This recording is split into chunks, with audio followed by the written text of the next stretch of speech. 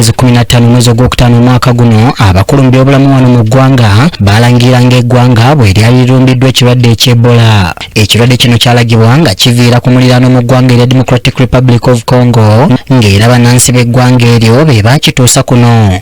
Wakati mu kwekebejja okwakolebwa abantu 20 oluvannyuma baazuulibwa nga balina ekimbe kino ng'era abasinga ku bano baali bagwira okuva e Congo.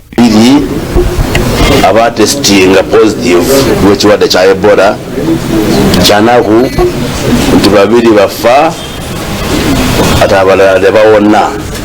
Abafudde bali ebitundu 10 ku 100 ate ako katonda nnyo okubanga bulijjo ekirwadde kya Ebola type eno eya bundi bujjo eta abantu abasuka 3 ku 100. Ababiri ku baazuulibwa n'ekirwadde ekyo wano mu ggwanga baaserengeta e Kalanamu ng'era bombi baali nzaalwa z'e Congo olwo babaale 18 bazze bassuuka oluvannyuma lw'okujjanjabibwa nga bwe basiibulwa. Kati olwaleero omulwadde asembayo asiibuddwa okuva mu kifo we baali baayawulibwa e Mulago.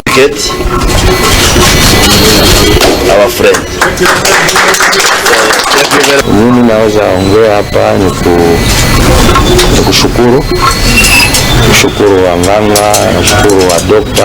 Wabula wakati mu kusiibula omulwadde ono, minisita avunanyizibwa ku byobulamu Dr. Chris Baryomunsi alabudde bannayuganda obuteeyibaala ng'agamba nti kino tekitegeeza nti ekirwadde kino kiggwereddewo ddala. Asembayo tumusiibudde naye tubeere beegendereza kubanga kibaasa kusoboka nti tusobola kufuna omulwadde omulala. So byonna bye twalangira by'okukola kunaaba engalo, ebyobuyonjo, okukozesa sanitizer, ebyo byonna bigenda mu maaso. Ono ategeezezza nti baakusigala nga bakyekenneenya embeera okumala ennaku 42 okukakasa nga tewaliwo muntu mupya azuulibwa n'ekirwadde kino balyoke balangirire. Oba tusiibudde omulwadde asembayo tekitegeeza nti ekirwadde tukimazeewo. Omumbalula y'ekisawo language y'ekisawo bw'oba omanaginga Ebola bw'oba odischarginze omulwadde asembayo otandika okubala n'obala ennaku 42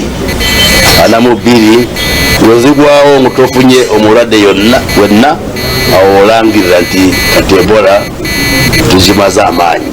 Kinajjukirwa ng'ekirwadde kino bwe kimala okubalukawo wano mu ggwanga, amawanga ag'enjawulo gaateekawo obukwakkulizo ku bantu abava kuno okugenda ku bantu abaveeyo okujja kuno, ate agamu ne gayimiriza bannayuganda abava kuno okugendayo olw'okwetangira olunabe. Kaakati Baryomunsi ategeezezza nti baakwogerezeganya n'amawanga ago okulaba ng'ekkoligo eryali liteekeddwawo liggyibwawo. We are engaging those countries with a view of opening up so that the economy does not get injured here in Uganda. So we continue to engage those countries, those governments as we manage this Ebola outbreak. Ono era ayogedde ne ku basawo bannayuganda abawera ddala 50 abaasindikibwa mu ggwanga erya Democratic Republic of Congo okuyambako mu kulwanyisa Ebola oluuyi olwo. Gavumenti n'abantu ba Uganda tukolagane ne ba Congo, naye twakamala kusayininga endagaano etugatta wamu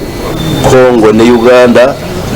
Mu ndagaano eyo twateekamu nti tugenda okusindika abakozi baffe, abasawo baffe abakugu okugenda Congo okuyambako banaabwe ab'e Congo, ate batuuse baliyo bakola. Tugenda kwongera n'abalala tulabe nti tukolagane wamu tulwanise ekirwadde ekya Ebola. Dr. Kagwa David, omusawo akuliddemu obujjanjabi ku babadde ne Ebola, atubuulidde ku ngeri gye bakozeemu omulimu guno okutuuka okutaasa abantu 18. Guno mulundi gwa 3 yatujjanjabirawo obulwadde bw'Ebola, so tubadde twetegese bulungi.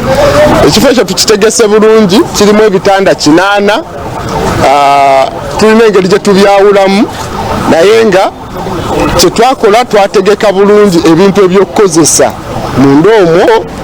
Obuwanguzi bwe tutuuseeko buvudde kwetegeka bulungi n'okuba nti ekintu kye tukola tukimanyi twali tukikozeeko. Kyambadde Shadrack Joshua, KTV Amanindi.